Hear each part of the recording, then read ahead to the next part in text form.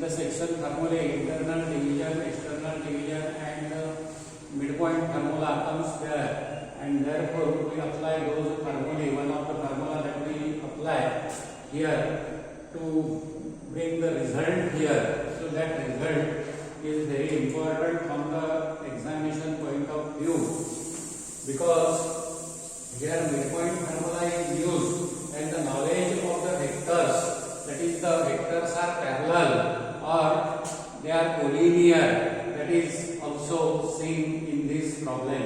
Therefore, first of all, we read this statement of this: prove that the line segment joining the midpoints of two sides of a triangle is parallel and half times the third side. So parallel or coincide, sometimes we can say that is the property of collinearity we have seen yesterday. So here, what is the meaning of statement that we show here diagrammatically? So the line segment joining the midpoints of any two sides of a triangle. So this is M is the midpoint of side AB and N is the midpoint of side AC. So midpoints are connected by this line segment, that is MN, and ABC are vertices. So you have to prove that this MN, vector MN is parallel to the vector BC, and its magnitude, that is the length of MN, is half times BC. That is the meaning of this statement of this problem. So that we see here, where ABC are the vertices having the position vectors A bar, B bar and C bar. Similarly, point M and N are the midpoints. Its position vectors are M and M bar and N bar respectively. Now we come to the proof. So in triangle ABC, M and N are the midpoints of sides AB and AC respectively. That we show in the figure. Let A bar, B bar, C bar, also M bar and M bar be the position vectors of the vertices ABC and the midpoints M and N. That is the midpoints of these two sides. So by midpoint formula, what will be the vector representation of these midpoints in the vector form? So M has the position vector M bar. Therefore, by the midpoint formula, we know that the position vector of the midpoint is equal to sum of the position vectors of the terminal points, that is A, B. That is, A has the position vector A bar and B has the position vector B bar. So sum of these terminal points of this line segment divided by 2. So therefore, position vector of the midpoint M can be written as M bar is equal to A bar plus B bar divided by 2. Similarly, position vector of that is point N, that is N bar can be written as A bar plus C bar by 2. We name this as 1. And now we come to the first step of the result. Therefore, we have to show that this MN is parallel to BC and it is half times the BC. That we proceed in that direction. Therefore, N bar is equal to N bar. N bar can be written as N bar minus M bar.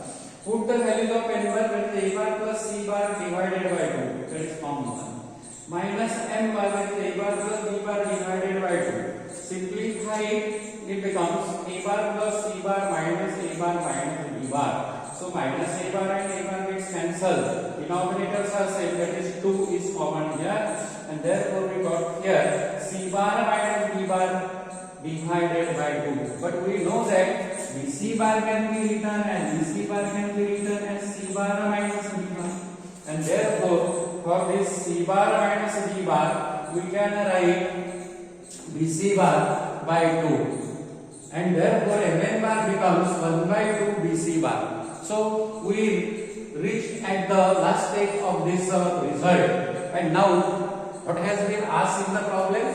We have to show that Mn is parallel to BC and it is half times BC, third side. So we break the result into two parts here. Suppose this Mn bar by the property of collinearity, here we can say that Mn bar is half times BC. This property A bar is equal to K times B bar. So one of the vector is the multiple of other. So this property follows here. Mn is half times BC bar. Therefore, definitely we can say that MN bar is parallel to BC. Then, what about the magnitude? So, if you separate them, if you take this bar out, so it is MN is equal to half times BC. It means that length of MN is equal to half times BC. Suppose MN is equal to that is BC is equal to 2, its half will be MN is equal to 1. So this is the result required here. So this is the meaning that the lines are parallel and its length is half times the third side. So in this way we can prove this result. So this result is very important from the examination point of view. Now coming to the very simple problems here that was left in the last lecture. So if a bar is equal to 4i plus 5k, b bar is equal to minus twice i plus j plus 5k. These are the two vectors. We have to find the magnitude of it. We have seen the formula for the magnitude of the vectors there. Now we consider problems here. A1 vector a bar is equal to 4i plus 5k and b bar is equal to minus twice i plus j plus 5k. Therefore, magnitude of any vector is taken as square root of the square sum of the squares of coefficients of I, j, k. So here coefficient of I is 4, therefore it is 4 square. J is absent, therefore 0 square, and coefficient of k is 3, that is 3 square. So it is 16 plus 9 is equal to square root of 25, and that is equal to 5. So in this way we can find the magnitude of any vector. Again, magnitude of b bar is equal to square root of minus 2 whole square plus 1 square plus 5 square, because coefficients of I, j, k, coefficient of I is minus 2, therefore minus 2 whole square. Coefficient of j is 1 square, and